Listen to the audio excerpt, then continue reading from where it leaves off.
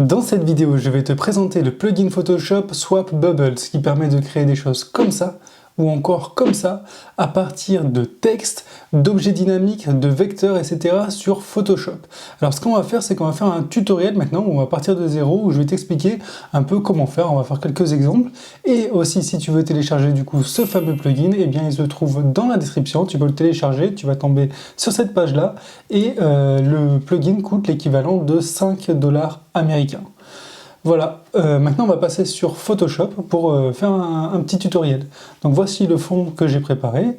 Ici on va prendre l'outil texte et on va écrire « Bonne trouvaille ». Alors la police que j'utilise, c'est la police qui s'appelle, je vais te le dire tout de suite, Arco. Alors c'est une police qui est gratuite que tu peux trouver sur dafont.com. Le lien est aussi, une fois que tu auras téléchargé le plugin, il y aura le lien pour télécharger cette police. Et elle est vraiment utile pour faire un effet bulle. Donc voilà, une fois qu'on a fait ça, on va marquer bonne trouvaille. Très bien. Maintenant, je vais faire Window, puis Actions. Et ici, je vais sélectionner Bubble Small. Donc dans le répertoire, soit Bubbles. Je clique sur Play.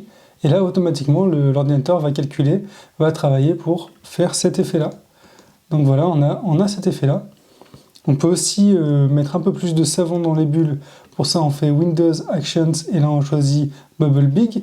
Et la même chose pour ici, les vecteurs ou le pinceau, par exemple.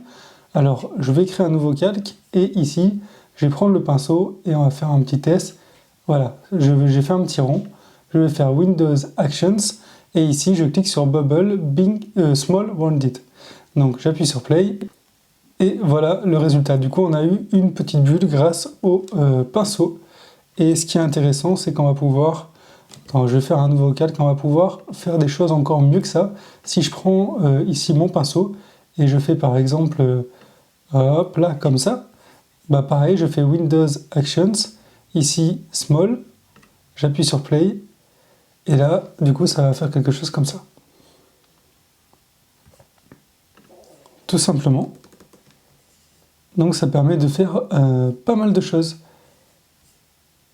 Voilà. Alors maintenant, si je vais utiliser une forme, par exemple ici, une forme préconçue de Photoshop, on va prendre par exemple la voiture. Eh bien, je crée un nouveau calque, je mets ici ma voiture, je fais Windows Action, ici j'appuie sur Play, et automatiquement on va avoir une voiture avec des bulles en bulles de savon. Voilà le résultat. Et bien sûr, chaque objet, du coup, est dans un dossier. Ici, par exemple, la voiture. Je peux le sélectionner, le pousser, le réadapter, etc. Voilà, je trouve ce plugin assez simple et vraiment l'effet est sympa. Donc, si vous voulez le télécharger, n'hésitez pas, le lien est dans la description. Et moi, je vous dis à bientôt pour de nouvelles trouvailles.